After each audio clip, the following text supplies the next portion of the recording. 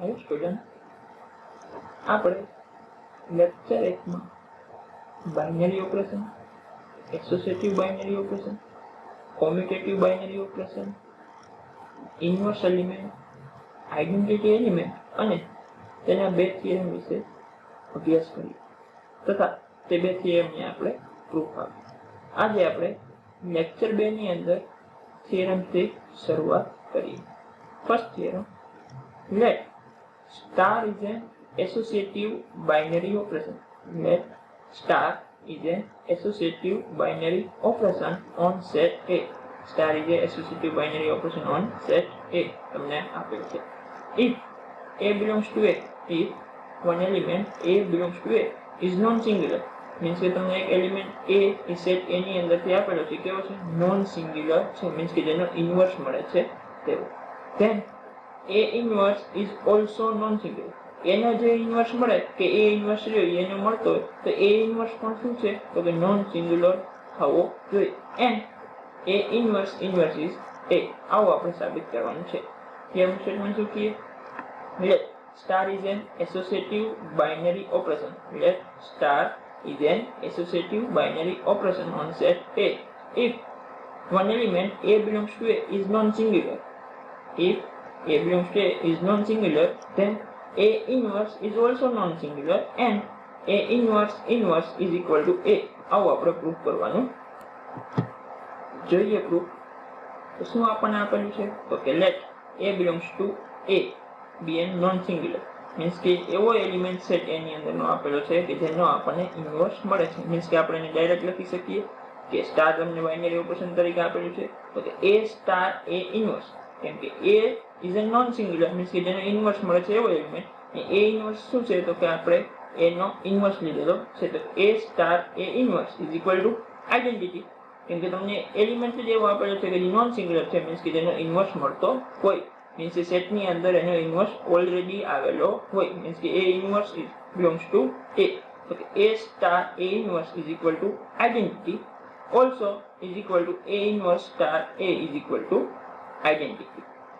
હવે A inverse રહ્યો તો કે ઈ શું છે તો કે A નો ઇન્વર્સ, અને આપણે આમ પણ કહી શકીએ ને કે A રહ્યો ઈ A ઇન્વર્સ નો શું થાય તો કે ઇન્વર્સ થાય. A રહ્યો ઈ શું કહેવાય તો કે A ઇન્વર્સ નો ઇન્વર્સ કહી શકીએ.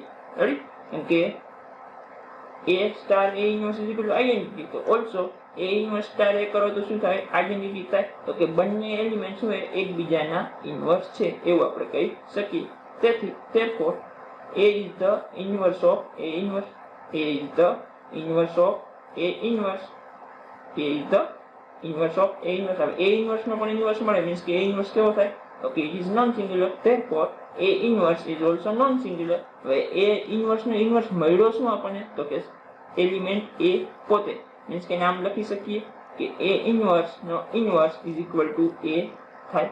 રાઈટ? આપણે શું પ્રૂવ કરવાનું હતું તો કે તમને star binary associative binary operation આપેલો હતો અને એક એલિમેન્ટ જે સેટ A ની અંદરનો છે અને કેવો એલિમેન્ટ છે તો કે નોન સિંગ્યુલર એલિમેન્ટ છે, મીન્સ કે જેનો ઇન્વર્સ મળતો હોય સેટ A ની અંદર એવો જ તમને એક એલિમેન્ટ A આપેલો છે અને એનો ઇન્વર્સ જે મળશે મીન્સ કે A inverse is the inverse of A, તો ઈ શું થવો જોઈએ તો કે ઓલસો નોન સિંગ્યુલર થવો જોઈએ અને એનો ઇન્વર્સ નો ઇન્વર્સ મળે એ શું મળવો જોઈએ તો કે એલિમેન્ટ પોતે આપણને મળવો જોઈએ. તો આપણે શું કર્યું તો કે આપ્યું હતું શું તો કે let A belongs to A be a non-singular. તમને એક એલિમેન્ટ A સેટ અંદરથી આપેલો છે, કેવો છે એ નોન સિંગ્યુલર છે, મીન્સ કે એનો ઇન્વર્સ સેટ A ની અંદર ઓલરેડી આવેલો હોય. તો એને આપણે આ રીતે લખીએ કે therefore A star A inverse is equal to identity or A inverse star A is equal to identity. Right? હવે આ સ્ટેપ ઉપરથી આપણે એમ પણ કહી શકીએ કે આ બંને એલિમેન્ટ એકબીજાના ઇન્વર્સ છે.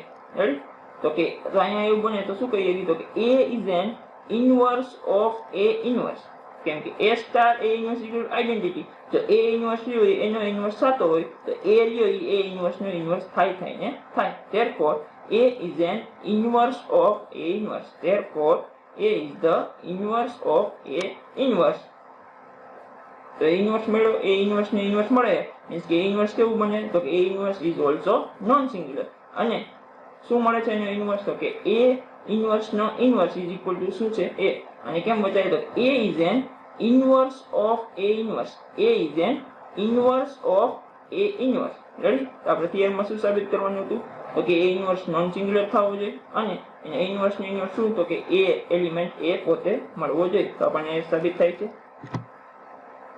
નેક્સ્ટ થિયરમ નેમ છે Sock-Schuss property theorem. થિયરમનું નામ છે Sock-Schuss property theorem. સ્ટેટમેન્ટ શું કહે જોઈએ?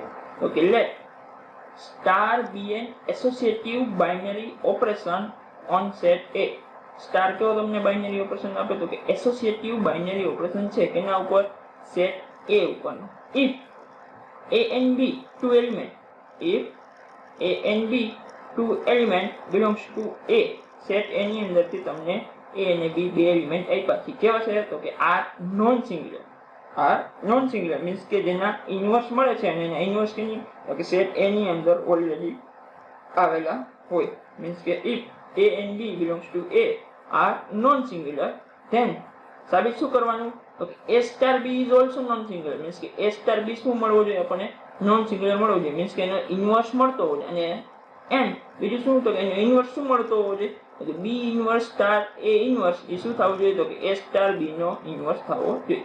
શું કે સ્ટેટમેન્ટ? તો કે star is associative binary operation on set A અને બે એલિમેન્ટ તમને આપેલા છે A અને B. સેટ A ની અંદરથી કેવા એલિમેન્ટ આપેલા છે? તો કે જેના ઇન્વર્સ આ સેટની અંદર મળે છે એવા તમને બે એલિમેન્ટ A અને B આપેલા છે. તો તમારે સાબિત શું કરવાનું છે?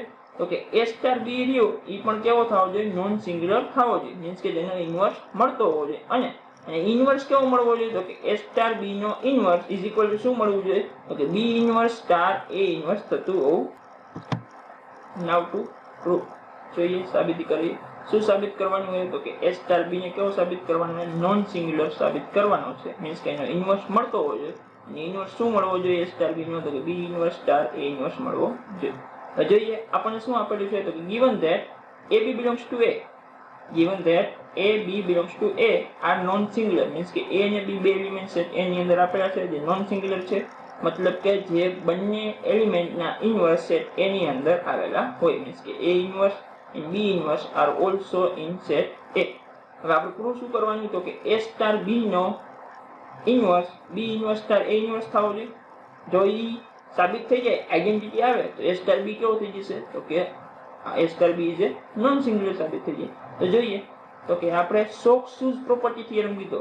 મીન્સ કે આપણે બંને બાજુએ ચેક કરવું પડશે કે A star B star B inverse star A inverse બરાબર આઈડેન્ટિટી આવવું જોઈએ તથા B inverse star A inverse star A star B means કે આ રીતે કે B inverse star A inverse star A star B બરાબર પણ શું આવવું જોઈએ? આઈડેન્ટિટી સાબિત થાય.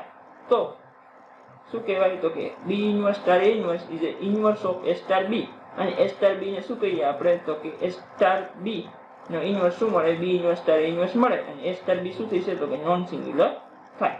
રેડી? તો કે જોઈએ પ્રૂફ. તો given that AB belongs to A અને B તમને સેટ A ની અંદરથી આપેલા છે. આ નોન સિંગ્યુલર છે. નાઉ તો કે પ્રૂફ કરીએ કે A star B star B inverse star A inverse. જો આના બરાબર આઈડેન્ટિટી આવે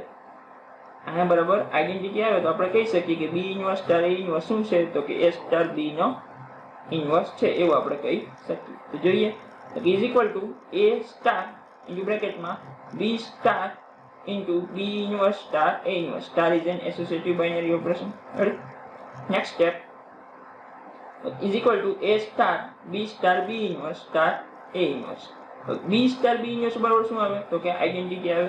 આપણે કીધું જ છે કે B રહ્યો એ કેવો છે? નોન સિંગ્યુલર છે. મીન્સ કે એનો ઇન્વર્સ એલિમેન્ટ રહ્યો એ સેટ A ની અંદર ઓલરેડી આવેલો હોય અને B એલિમેન્ટ અને એના ઇન્વર્સ એલિમેન્ટ ઉપર બાઇનરી ઓપરેશન એપ્લાય કરો તો આન્સર શું આવે? તો કે ઈ બાઇનરી ઓપરેશનની આઈડેન્ટિટી હોય તે આન્સરમાં આવે. તો B સ્ટાર B ઇન્વર્સ બરાબર શું આવશે?